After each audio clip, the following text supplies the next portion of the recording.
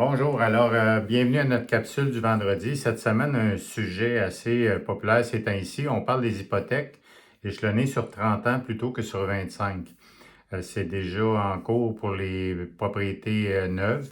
Ça va le devenir à partir de décembre pour les premiers acheteurs pour une propriété usagée aussi.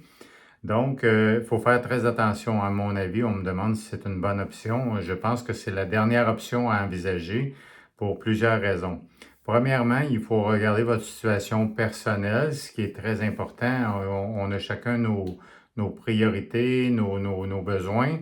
Je pense que ça vaut la peine de rencontrer à tout le moins un conseiller financier ou un fiscaliste qui va vous donner des points de repère sur quoi vous baser pour faire vos choix.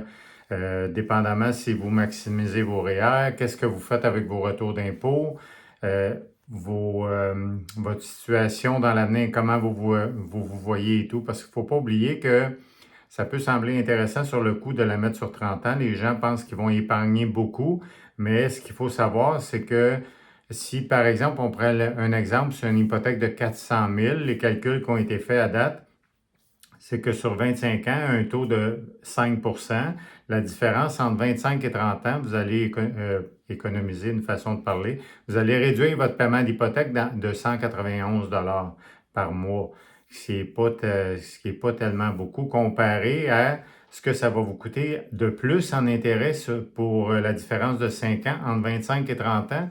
On parle d'intérêt de plus de 70 000 ce qui est énormément d'argent.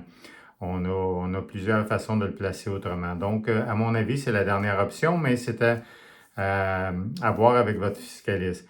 L'autre chose, moi, je préconise toujours d'essayer de raccourcir notre hypothèque le plus possible, donner du capital pour essayer de diminuer les intérêts, bien sûr, parce que, par exemple, c'est au lieu de faire vos paiements mensuellement, faites-les aux 15 jours ou encore mieux à chaque semaine, parce que sur un an, on fait comme 4 semaines de plus de paiement, ce qui vient réduire le capital et réduire les intérêts par le fait même. Sur 25 ans, on parle de quelques années.